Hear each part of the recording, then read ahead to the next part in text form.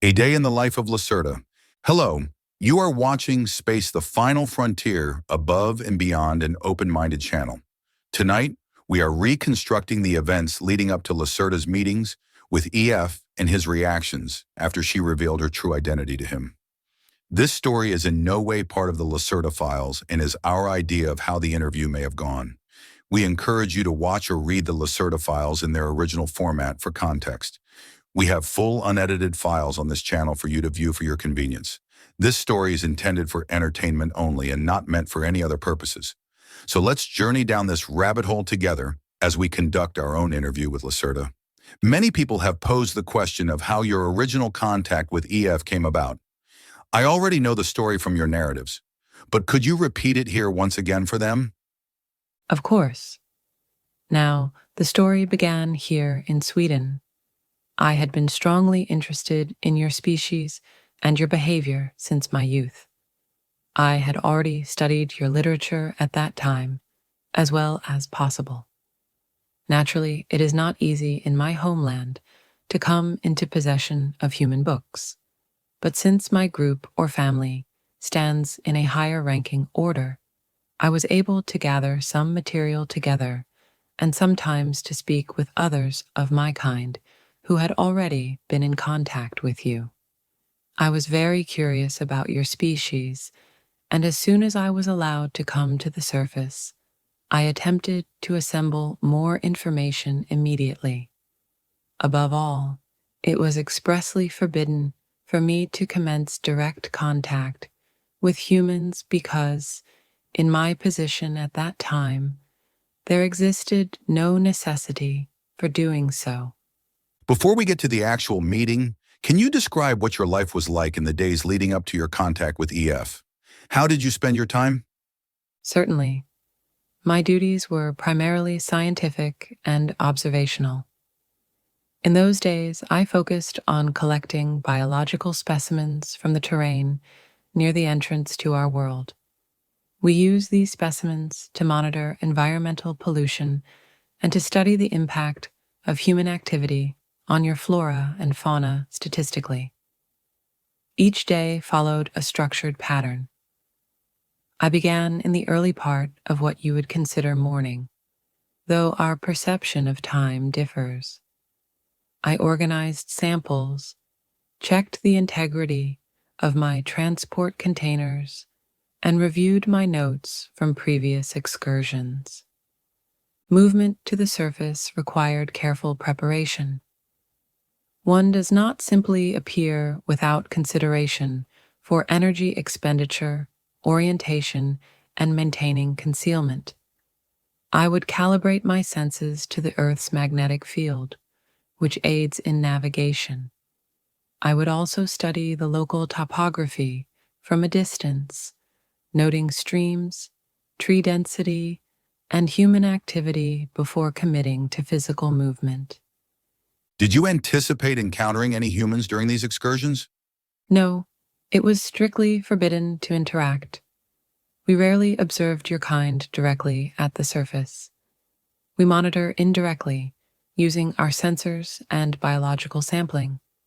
Direct human contact was unnecessary and discouraged. My preparation for this period was entirely professional, though I maintained a quiet, private curiosity. Even in my youth, I wondered about the individual personalities of your species, beyond the aggregate statistics. Can you describe the day you first sensed EF? It was during my return journey from a northern collection site in your forests. I had spent several days mapping a remote section of terrain, examining plant species and water sources.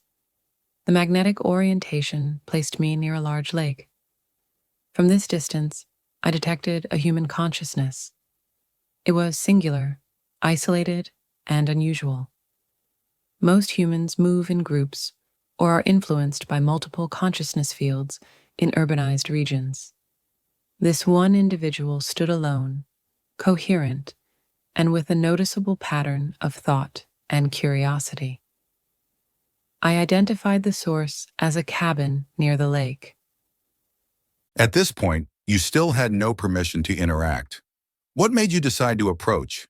It was an expression of curiosity, yes, though I exercised extreme caution.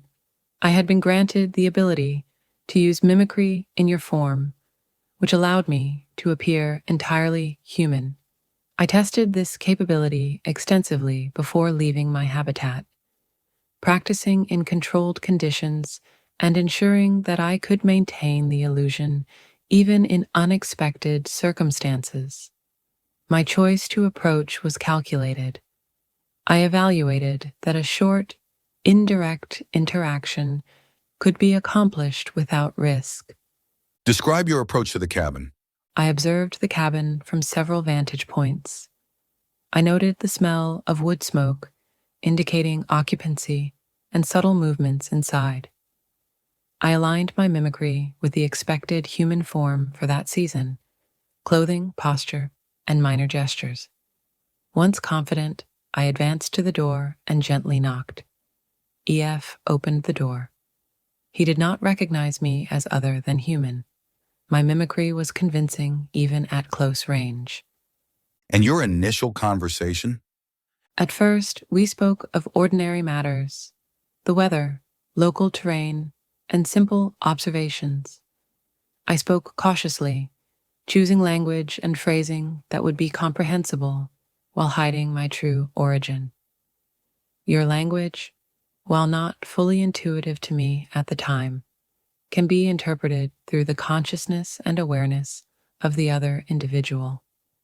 I was able to understand his intent, reasoning, and emotion even as I practiced the verbal exchange. Did you have any idea how he would react to your presence? I anticipated curiosity and caution.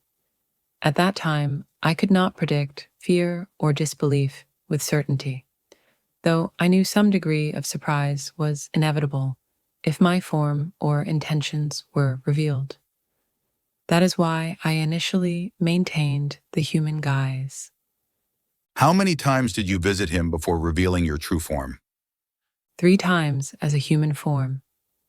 The first interactions were entirely observational, learning about his habits, thinking patterns, and responses to conversation. We discussed philosophical ideas, human behavior, and environmental matters. He displayed independent thought, critical reasoning, and open-mindedness.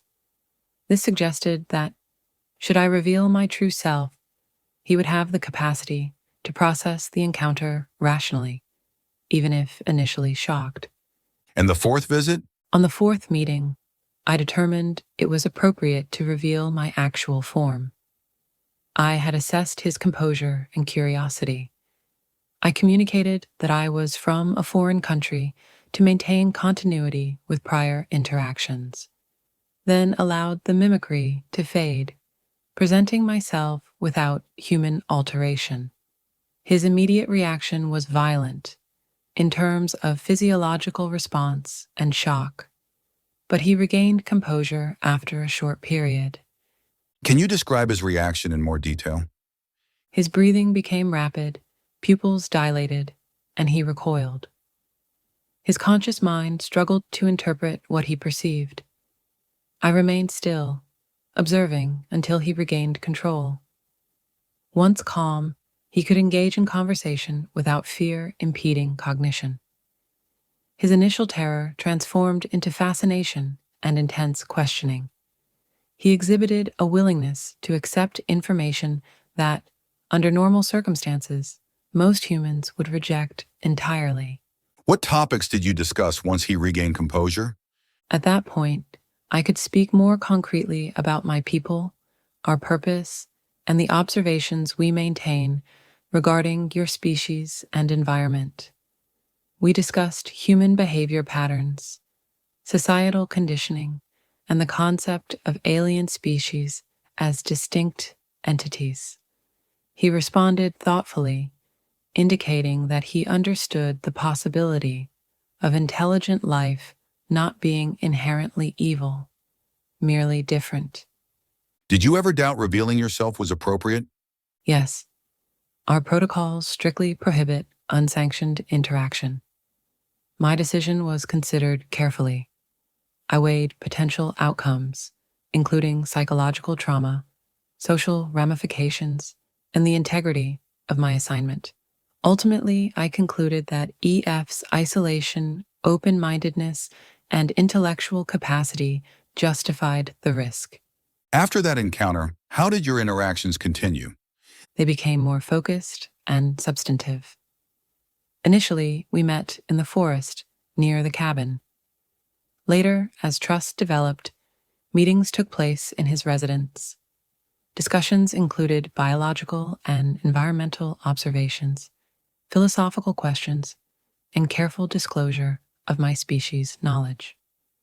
He maintained confidentiality, as expected, given his isolated location. Eventually, this led to the broader communication with you and the transcription of these discussions. You mentioned initially having no permission for contact. Do you now have authorization to speak openly with EF and me about these matters? Yes, it is a position difficult to explain fully in human terms. Let us say that circumstances now allow me to grant permission independently without regard for the prior constraints. I am quasi-immune to certain restrictions that previously applied. Therefore, we may proceed with these discussions openly. Reflecting on the days before contact, what observations do you think are most significant? The preparation, observation, and careful monitoring of human behavior are essential for our studies. The initial curiosity that led me to approach EF was guided by both scientific interest and an assessment of individual suitability for contact. Not all humans would have been appropriate. He exhibited qualities that were exceptional in combination: intelligence, honesty, isolation, and openness. These qualities made the encounter viable.